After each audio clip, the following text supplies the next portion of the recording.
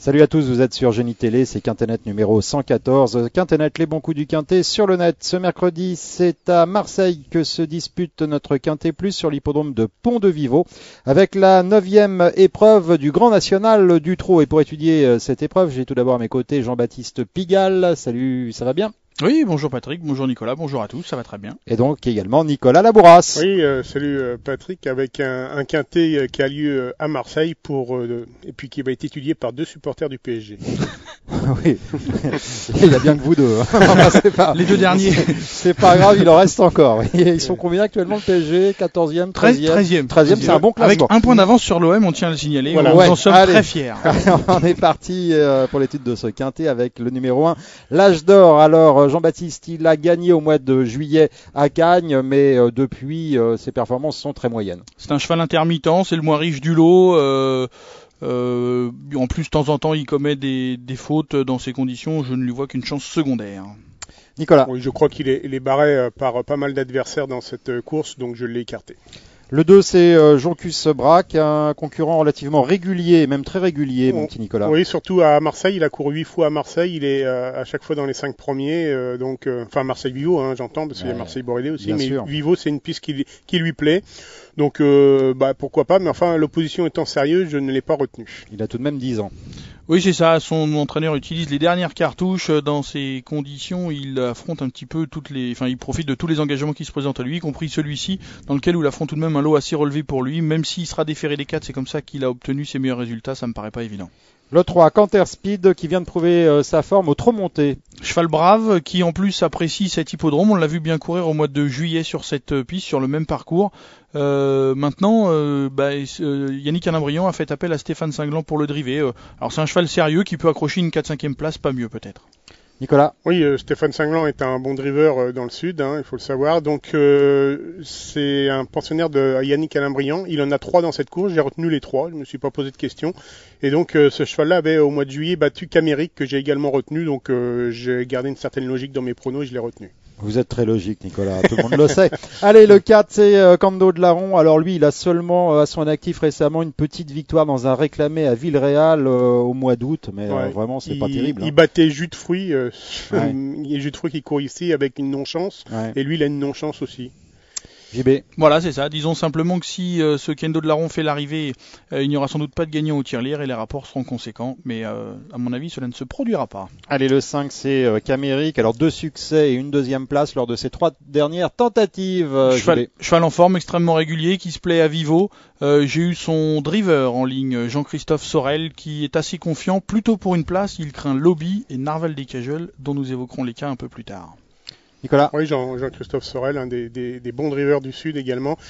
Bon, cheval en forme, il a une chance pour une place. Bon, la victoire, ça me paraît quand même compliqué. À ne pas confondre avec Julien Sorel. Oui, Julien Sorel, qui est le héros du rouge et du noir. Ah bon? Bon, c'est pas grave. Allez, le 6, Maya Dancer, 6e récemment pour sa rentrée à Cagnes, Nicolas. Maya Dancer, alors elle aussi a un bon pourcentage de réussite à Marseille-Vivo, puisqu'en 5 sorties, elle est 3e, 4e, première. Bon, la dernière fois, c'était une petite rentrée, elle a dû monter en progression là-dessus. Bon, elle est brave et disons régulière dans l'ensemble. Elle vieillit bien et Yannick Alain-Briand, son entraîneur, est toujours redoutable. Donc c'est pour ça que je m'en méfie. Jean-Baptiste. Ouais, c'est une jument qui nous avait habitués à beaucoup de régularité. Elle a eu 3 disqualifications. On a dû effectuer quelques réglages. Une course de rentrée pour se rassurer. Ça va mieux. Elle est bien placée en tête. C'est une chance pour un accessite. Alors le 7, c'est Lobby. Il est en forme et il a gagné en juillet sur ce même parcours. Alors lui, c'est vraiment le spécialiste de Marseille, Vivo. Il a prouvé sa forme à Cagnes, une piste où d'ordinaire il échoue. Là, il a fait l'arrivée. Il revient à Vivo où il fait toujours l'arrivée. Entraîneur très très optimiste. Il m'a dit je vais être dans les 4, donc dans ces conditions, méfiance. Nicolas. Alors je vais vous donner une stat sur Lobby. Il a couru 17 fois à Marseille-Vivo, 9 victoires. Je me permets de lire mes notes. 4 fois 2e, 2 fois 3e, 1 fois 4e. une seule fois disqualifié et pourtant je ne l'ai pas retenu dans ma sélection. Ça me donne l'occasion de parler et de répondre à Madame Breton qui m'a envoyé un mail en me disant que mes pronos étaient sensiblement différents sur Quintet que sur le web, enfin sur Genie.com, ce qui est faux parce que dans une sélection de 8 chevaux, bien évidemment, on a écarté quelques-uns dont on voyait une chance. Donc évidemment, quand on parle des chevaux, au fur et à mesure, on a l'impression que on en a plus que 8 dans une sélection. Et puis mes bases et outsiders sont toujours dans mes 8. Elle s'appelle comment la dame? Madame Breton. J'espère que vous avez compris. Je l'embrasse, Madame Breton. Parce que moi, personnellement, j'ai rien compris à ce qu'a expliqué Nicolas Labourras, mais c'est pas grave. Allez, on passe au 8, Jabiru, qui a, Nicolas, déjà bien couru sur cette piste. Jabiru, ça remonte un peu.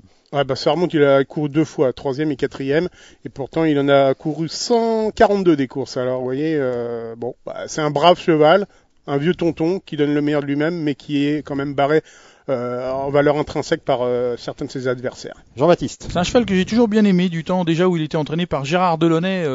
Je le retenais souvent dans mes pronos. Il a pas mal couru le dernier coup à Cagnes. Il finissait un petit peu en retrait certes, mais avec des ressources. Il est pas mal placé en tête. C'est un cheval qui gagne jamais.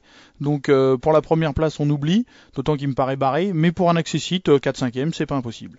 Alors ensuite l'une probablement des très belles chances de la course, le 9 Narval des Cajoles, bien engagé et qui vient de s'imposer sur la piste de Mêlée du Maine. Oui, assez facilement en plus ce jour-là.